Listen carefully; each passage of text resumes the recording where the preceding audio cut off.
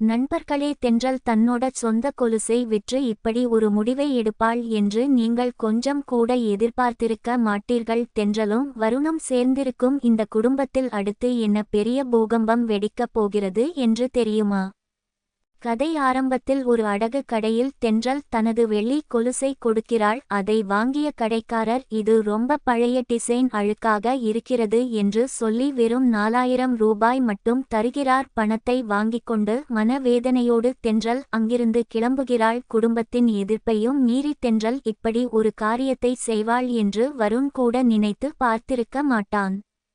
நேராக வீட்டிற்கு வந்த தென்றல் அந்த பணத்தை தனது தோழியான இளமதியிடம் கொடுக்கிறாள். இளமதி அதிர்ச்சியாகி, யார்கிட்ட பணம் வாங்கினாய் என்று கேட்கிறாள். அதற்கு தென்றல், என் கொலுசை விற்று தான் இந்த பணத்தை கொண்டு வந்தேன் என்று சொல்கிறாள். இதை கேட்டதும் இளமதி கண் கலங்கி அழுகிறாள். ஆதரவு இல்லாத எனக்கு நீ தான் ஒரு உறவாக இருந்து உதவி செய்கிறாய் என்று சொல்லி தென்றலை கட்டிப்பிடித்து அழுகிறாள். தென்றலும் அவளுக்கு ஆறுதல் சொல்கிறாள். வருண் குடும்பத்தினர் இந்த விஷயத்தை தெரிந்தால் எவ்வளவு பெரிய சண்டை வரும் என்று தெரிந்தும் தென்றல் மிகவும் இந்த உதவியை செய்கிறாள்.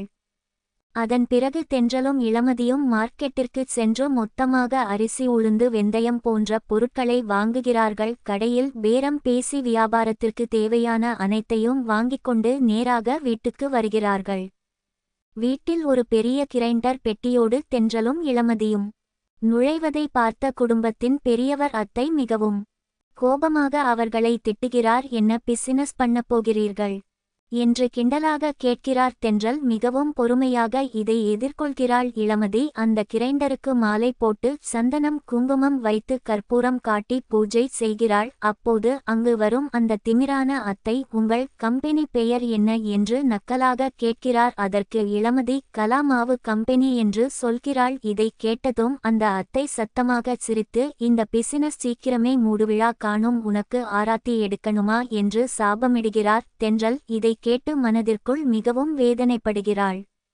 வருண் எப்படியும் தங்களை புரிந்து கொள்வான் என்ற நம்பிக்கையில் தென்றல் இளமதியோடு சேர்ந்து மாவு அரைக்கும் வேலையை தொடங்குகிறாள். 2 பேரும் மிகவும் கஷ்டப்பட்டு மாவு அரைத்து அதை சிறிய கவர்களில் அடைத்து பேக் செய்கிறார்கள். தென்றல் மிகவும் சோர்வடைந்தாலும் குடும்பத்தின் எதிர்ப்பை மீறி மன உறுதியோடு வேலை செய்கிறாள்.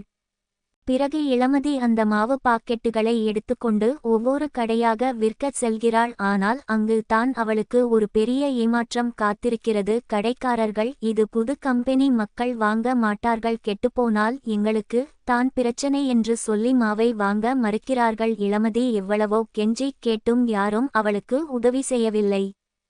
இதே நேரத்தில் ஒரு முதியவர் வயது முதிர்ந்த நிலையிலும் ஒரு கடையில் போய் எனக்கு ஏதாவது வேலை கொடுங்கள் என்று கெஞ்சுகிறார். ஆனால் கடைக்காரர், உனக்கு வயதாகிவிட்டது, உன்னால் கனமான பொருட்களை தூக்க முடியாது என்று சொல்லி அவரை துரத்தி விடுகிறார். இந்த 2 சம்பவங்களும் பார்ப்பவர்கள் நெஞ்சை உலுக்கும் படியாக மிகவும் எமோஷனலாக இருந்தது. இந்த எபிசோடின் மிகப்பெரிய ட்விஸ்ட் என்னவென்றால், தென்றல் தன் குடும்பத்தை எதிர்த்து இவ்வளவு பெரிய தியாகம் செய்தும் சமூகம் அவர்களை ஏற்றுக்கொள்ள மறுக்கிறது. இளமதி நடுத்தெருவில் கண்ணீரோடு மாவு பாக்கெட்டுகளை வைத்துக்கொண்டு நிராகரிக்கப்பட்டு நிற்பது போல இந்த எபிசோட் மிகவும் சோகமாக முடிகிறது.